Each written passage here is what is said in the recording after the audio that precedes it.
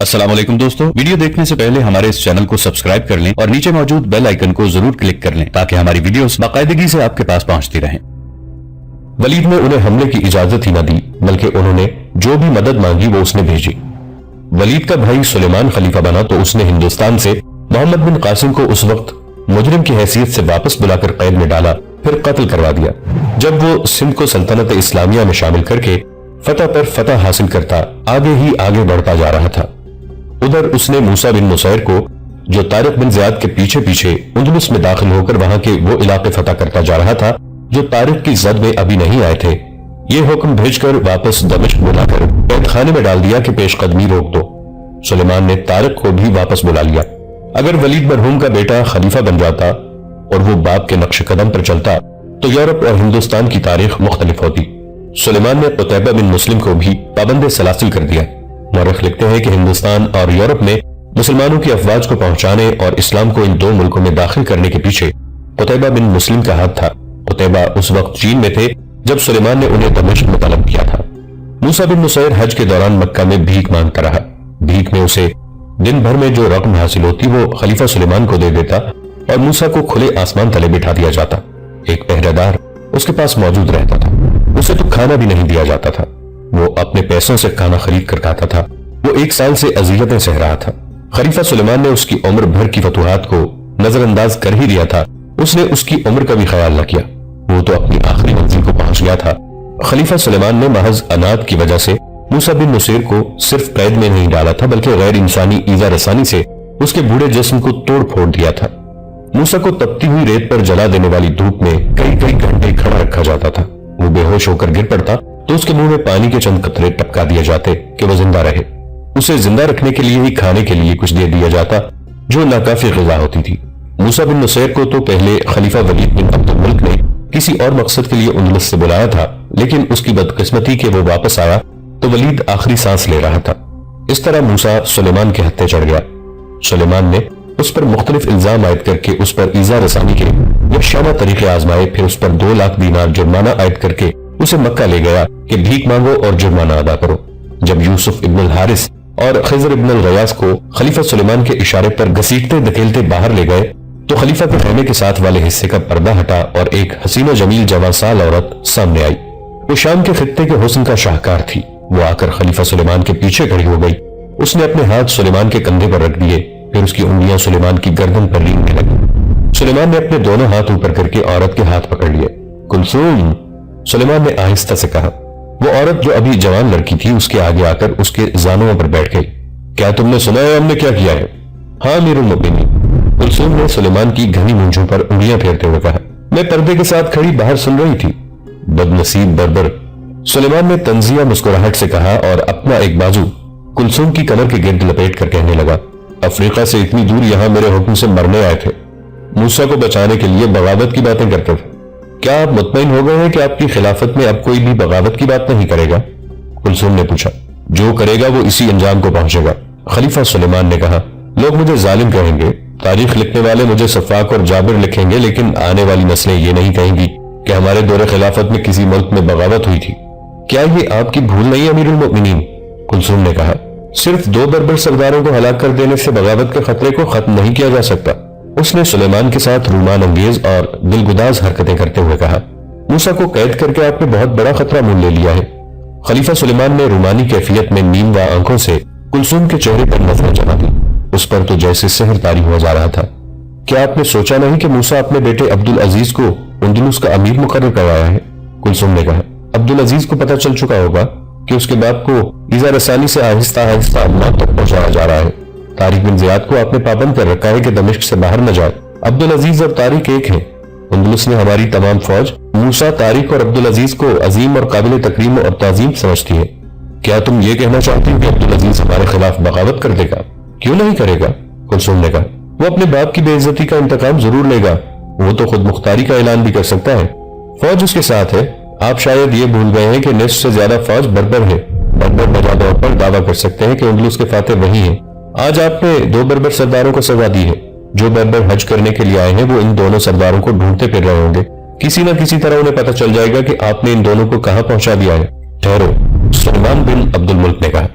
میں نے عبدالعزیز بن موسیٰ کے متعلق تو سوچا ہی نہیں تھا، مجھے سوچنے دو۔ خلیفہ سلیمان بن عبد الملک کی سوچوں پر رونت اور ذاتی اقتدار کا نشہ طاری تھا۔ اس نشے میں کلثوم کے حسن و جمال اور ناز و عطا نے اضافہ کر دیا تھا۔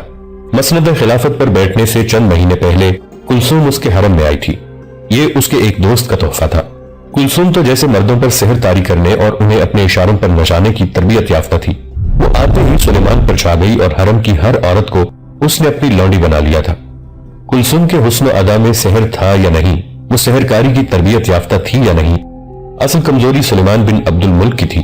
وہ عورت اور شراب کا رسیہ تھا۔ امت رسول صلی اللہ علیہ وآلہ وسلم کی بدقسمتی کہ وہ خلیفہ بن گیا۔ اپنے کردار کے مطابق اس نے خلافت کو شہنشاہیت کا رنگ دے دیا اور تاریخ کے روایتی بادشاہوں جیسے حکم جاری کر دیے۔ تاریخ اور نفسیات گواہ ہے کہ جس مرد نے اعصاب پر عورت کو سوار کیا وہ خود ہی تباہ نہیں ہوا، بلکہ وہ اگر اپنے خاندان کا سربراہ ہے تو اس نے پورے خاندان کو تباہ کیا، اور اگر وہ کسی ملک کا سربراہ ہے تو اس نے پورے ملک کو تباہ کیا۔ تاریخ اس بارے میں خاموش ہے کہ کلثوم سلیمان کی بیوی تھی یا حرم کی داش تھا۔ البتہ تاریخ بے شمار واقعات سناتی ہے جو سلیمان کو مطلق العنان اور شفاف بادشاہ ثابت کرتے ہیں۔ اس کی خلافت دراصل خلافت میں لپٹی ہوئی بادشاہی تھی۔ وہ بظاہر فریضہ حج ادا کرنے گیا تھا، لیکن شاہانہ جاہ و جلال اپنے ساتھ لے گیا تھا۔ اس کے حرم کی منظور نظر کلثوم اور کلثوم کی نوکرانیاں بھی اس کے ساتھ تھیں۔ خلیفہ کا محافظ دستہ اور جاسوس بھی اس کے ساتھ تھے۔ اس نے اللہ کے گھر میں بھی جا کر اپنا دربار لگا لیا تھا۔ اس شام جب اس نے 2 بربر سرداروں کو سزا دی تھی، وہ رات کو اپنے محلاتی خیمے سے نکلا اور اس جگہ چلا گیا جہاں موسیٰ رات گزارنے کے لیے لیٹ جایا کرتا تھا۔ اس کے ساتھ 2 محافظ اور 2 مشل بردار تھے۔ موسیٰ لیٹا ہوا تھا۔ اٹھ، اس نے موسیٰ کے پہلو میں پاؤں سے ٹھوکر ماری۔ ضعیف العمر موسیٰ بن نصیر بڑی مشکل سے اٹھ کر بیٹھ گیا اور اوپر دیکھا۔ تیری عقل ٹھکانے آ گئی ہے؟ سلیمان نے کہا۔ وہ 2 بربر بغاوت کرنے کی باتیں کرتے رہے اور تو انہیں روکتا رہا۔ تیرے ڈر سے نہیں ابن عبد الملک، موسیٰ نے آسمان کی طرف انگلی کر کے کہا، اللہ کے ڈر سے۔ مجھے اب بھی تیری خلافت کا کوئی ڈر نہیں، تیرا کوئی ڈر نہیں۔ سلیمان نے تنزیہ قہقہہ لگایا۔ بدبخت، سلیمان نے کہا، تو کیا سمجھتا ہے کہ میرے دل میں اللہ کا ڈر نہیں؟ نہیں، موسیٰ نے کہا، تو تو احکام الہی سے واقف بھی نہیں۔ قرآن کھول اور دوسرا پارہ پڑھ۔ اللہ کا فرمان ہے، حج کے دنوں میں اپنی عورتوں سے دور رہو، کوئی برا کام نہ کرو، کسی سے لڑو جھگڑو نہیں، جو نیک کام تم کرو گے وہ اللہ کو معلوم ہو جائے گا۔ سفر حج کے لیے زاد راہ ساتھ لے جاؤ اور بہترین زاد راہ پرہیزگاری ہے، بس عقل والو میری نافرمانی نہ کرو۔ کیا تو ان احکام پر عمل پیرا ہے خلیفہ سلیمان؟ خلیفہ سلیمان اسے تنزیہ نگاہوں سے دیکھتا واپس چلا گیا۔ پھر حج بھی ہو گیا۔ حاجیوں کے قافلے واپسی کے سفر کو چل پڑے۔ خلیفۃ المسلمین سلیمان بن عبد الملک کا قافلہ بھی دمشق کو روانہ ہو گیا۔ موسیٰ کو ہر روز تھوڑا سا سفر اونٹ پر کراتے، باقی دن پیدل چلاتے تھے۔ اس نے بھیک میں جو کچھ کمایا وہ خلیفہ نے جرمانے میں وصول کر لیا تھا۔ 1.5-2 مہینوں بعد یہ قافلہ دمشق پہنچ گیا۔ موسیٰ کو قید خانے میں ڈال دیا گیا۔ دمشق میں پہلی ہی رات کلثوم نے سلیمان کو یاد دلایا کہ اندلس میں موسیٰ کا بیٹا امیر ہے اور وہ کسی بھی وقت اپنے باپ کا انتقام لینے کے لیے باغی ہو کر اندلس کا خود مختار حکمران بن سکتا ہے۔ کلثوم، سلیمان نے کہا، میں خلیفۃ المسلمین ہوں۔ مسلمانوں نے ایک نیا ملک فتح کیا ہے، وہاں نیا نظام رائج کیا جا رہا ہے، لڑائی بھی ابھی جاری ہے۔ کیا یہ میرا فرض نہیں کہ خلیفہ کی حیثیت سے وہاں جاؤں؟ اس سے میری اہمیت اور مقبولیت بڑھے گی۔ نہیں خلیفۃ المسلمین، کلثوم نے کہا، مجھے آپ کی جان کا خطرہ محسوس ہو رہا ہے۔ ہو سکتا ہے آپ کے ساتھ جانے والوں میں کوئی وہاں بتا دے کہ موسیٰ بن نصیر قید خانے میں ہے اور اس کی حالت بہت بری ہے۔ اس صورتحال میں آپ کا وہاں سے زندہ نکل آنا ناممکن ہوگا۔ مجھے وہاں کے حالات معلوم کر لینے چاہیے، سلیمان نے کہا۔ اگر بغاوت اور خود مختاری کا ذرا سا بھی اشارہ ملا تو میں عبدالعزیز کو ٹھکانے لگا دوں گا۔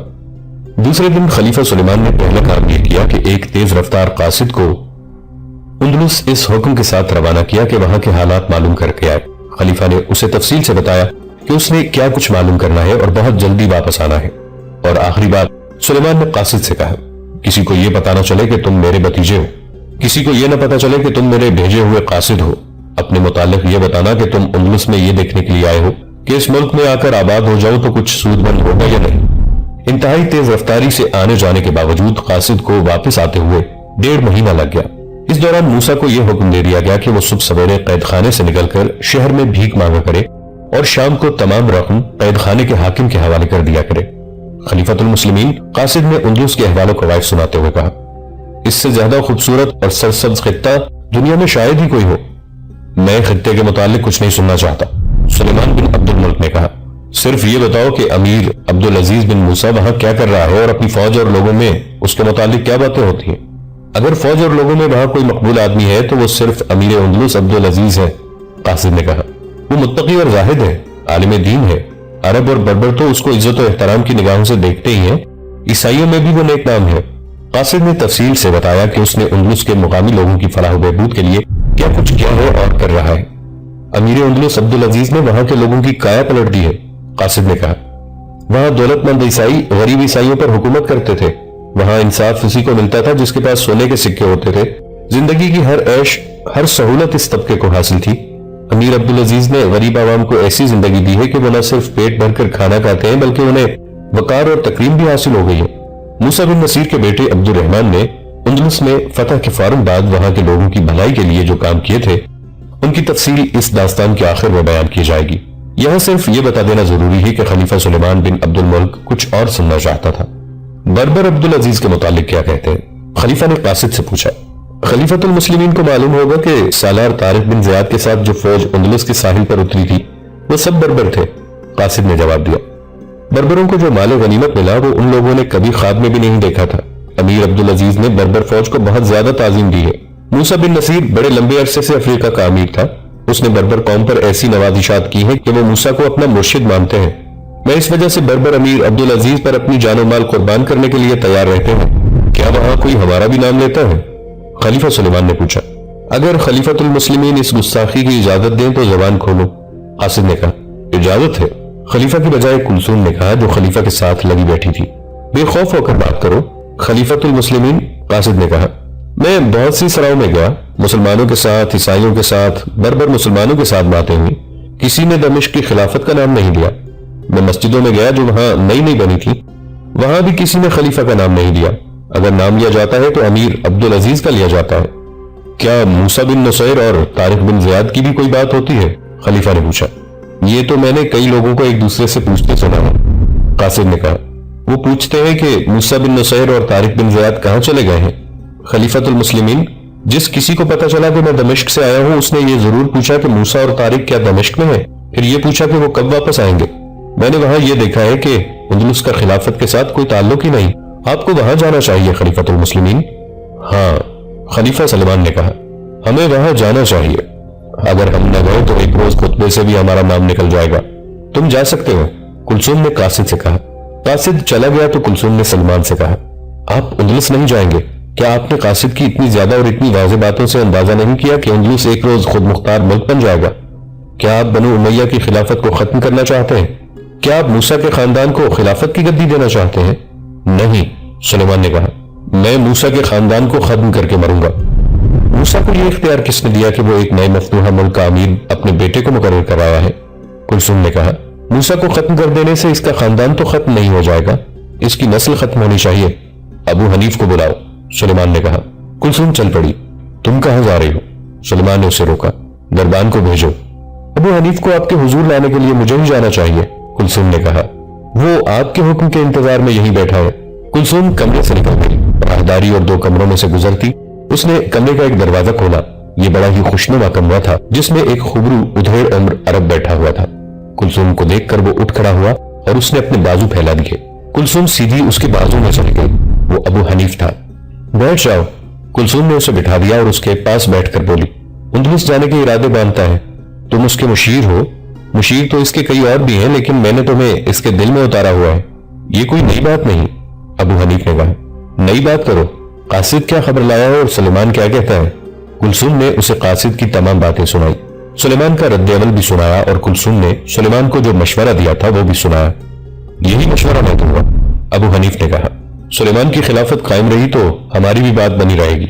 یہ بھی یاد رکھ کلثوم، اندلس سے جو لونیاں اور کنیزیں موسیٰ بن نصیر نے سلیمان کو تحفے کے طور پر دی تھیں ان میں ایک سے ایک بڑھ کر خوبصورت ہے۔ ان عیسائی لڑکیوں کے دماغ بہت تیز ہوتے ہیں۔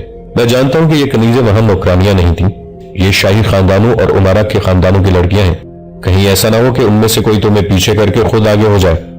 یہ باتیں پھر کر لیں گے، کلثوم نے کہا۔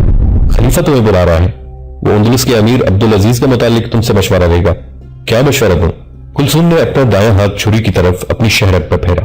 فوراً جاؤ، کلثوم نے کہا، وہ تمہارا انتظار کر رہا ہے، اسے اندلس جانے کا مشورہ نہ دینا۔ ابو حنیف تیز تیز چلتا خلیفہ کے کمرے میں چلا گیا اور دونوں سرگوشیوں میں باتیں کرنے لگے۔ اس دن کے پچھلے پہر دمشق سے ایک قاصد اندلس کی طرف جا رہا تھا۔ وہ ایک تحریری پیغام لے کر جا رہا تھا۔ پیغام چمڑے کی تھیلی میں بند کیا گیا تھا اور تھیلی کا منہ ابو حنیف نے خلیفہ سلیمان کی موجودگی میں سر بمہر کیا۔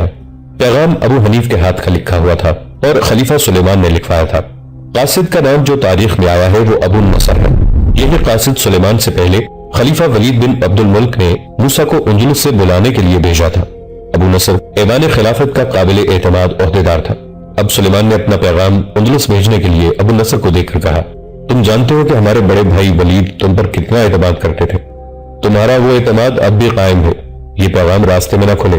اس کے ضائع ہو جانے کا خطرہ ہو تو تھیلی کی مہر توڑ کر اس پیغام کو جلا دینا یا اپنے منہ میں ڈال کر نکل لینا، کسی اور کے ہاتھ نہ جائے۔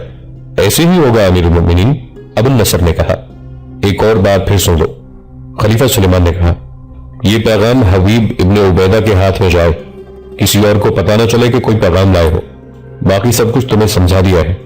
ابھی اندلس کا دارالحکومت طلیطہ تھا۔ امیر عبدالعزیز طلیطہ ہی میں تھا۔ ابو النصر رات کو طلیطہ کے مضافات میں پہنچا۔ قلعے کے دروازے بند تھے، اسی لیے اسے رات شہر سے باہر گزارنا پڑی۔ صبح دروازے کھلے تو وہ شہر میں داخل ہوا۔ اس نے اپنا حلیہ اور لباس بدل لیا تھا جس میں وہ عرب لگتا ہی نہیں تھا۔ وہ پہلے بھی یہاں آ چکا تھا، اس لیے مختلف اور اہم جگہوں سے وہ واقف تھا۔ اسے یہ بھی معلوم تھا کہ حبیب ابن عبیدہ کہاں رہتا ہے۔ مورخوں کے مطابق حبیب ابن عبیدہ فوج کے کسی اعلیٰ رتبے پر فائز اور ان دنوں وہ انتظامیہ میں تھا۔ شاید اسی لیے تاریخ میں اس کے نام کے ساتھ امیر لکھا گیا ہے، امیر حبیب ابن عبیدہ۔ ابو نصر اس کے گھر پہنچ گیا۔ اس وقت حبیب کا ایک رفیق کار زید بن نابا اس کے پاس آیا بیٹھا تھا۔ خادم نے اسے اطلاع دی کہ ایک آدمی اس سے ملنا چاہتا ہے۔ حبیب باہر آیا۔ کون؟ حبیب نے ابو نصر کو بڑی غور سے دیکھ کر کہا، کیا تم ابو نصر نہیں ہو؟ کسی کے لیے خلیفہ کا پیغام لائے ہو؟ صرف تمہارے لیے، ابو نصر نے کہا۔ خلیفہ کا کوئی خاص اور خفیہ پیغام ہے؟ حکم ہے کہ کسی اور کو پتہ نہ چلے کہ میں پیغام لے کر آیا ہوں۔ پیغام لے لو، مجھے چھپا لو، میں جواب لے کر چلا جاؤں گا۔ حبیب ابن عبیدہ نے اس سے تھیلی لے لی اور اپنے خادم سے کہا کہ اس مسافر کو الگ کمرے میں رکھے اور اس کے کھانے پینے کا بہت دھیان رکھے۔ اپنے کمرے میں جا کر زید بن نابا کے سامنے حبیب نے تھیلی کھولی اور پیغام نکالا۔ پڑھتے پڑھتے اس کے ہاتھ کانپنے لگے۔ پیغام لمبا نہیں تھا۔ مورخ دوزی اور سکاٹ لکھتے ہیں کہ پیغام حبیب ابن عبیدہ کے ہاتھ سے گر پڑا اور اس کی آنکھوں سے آنسو بہہ نکلے۔ پیغام زید نے اٹھا لیا اور پڑھنے لگا، امیر اندلس عبدالعزیز کو قتل کر دو۔